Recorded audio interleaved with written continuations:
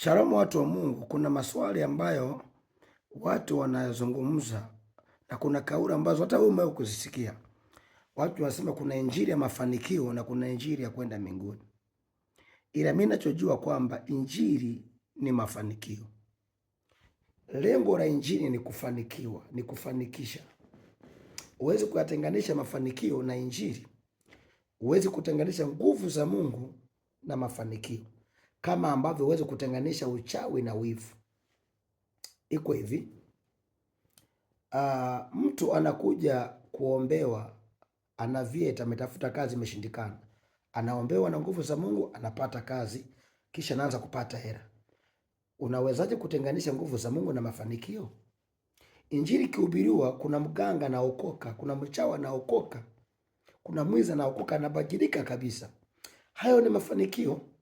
Hata kama mtu akiwa mtakatifu akifika mbinguni akafanikiwa kufika mbinguni, yani akafanikiwa kufika mbinguni, basi injili ni mafanikio.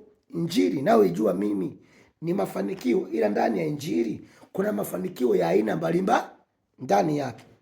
Kuna watu wamekaa miaka 40 hawajawahi kuzaa, baada ya kuombewa na watumishi wenye nguvu za Mungu wakafanikiwa kuzaa. Kumbe nguvu ya Mungu inafanikisha. Kuna watu wanakuwa ni wagonjwa, wanaombewa, wanapona. Nguvu za Mungu zinamfanya mtu anapona, kisha anakwenda kufanya kazi. Kwa hiyo huwezi kutenganisha nguvu za Mungu na mafanikio, injili na mafanikio. Huwezi kutenganisha, isipokuwa tu ni tafsiri sahihi iliyokosekana kwenye kipengele hichi. Tafsiri sahihi iliyokosekana. Unaona hapa duniani jinsi tulivyo hapa. Kuna watu naona wanakuwa ni viwete, wanakwenda kuombewa na nguvu za Mungu zinawanyanyua, wanakwenda kufanya kazi, wanaingiza hela. Mtaji pale ni nguvu. Ndani ya nguvu kuna uzima. Mimi sijawahi kuona mtumishi mwenye nguvu za Mungu, Mkristo mwenye nguvu za Mungu, alafu akawa masikini. Nguvu za Mungu ni mafanikio. Imeandikwa, utamkumbuka Bwana Mungu kwa sababu yeye ndiye akupaye nguvu za kupata nini? Utajiri. Unaona, Mungu akupi pesa, anakupa nguvu za kukuwezesha kuwa mzima ukafanye kazi upate pesa. Mungu hatoi pesa kwa watu, anatoa power, nguvu. Ijapo tuna shuhuda ambazo kuna watu wengine waliomba walipewa pesa wengine. Narudia tena, huwezi kuitenganisha injili na mafanikio.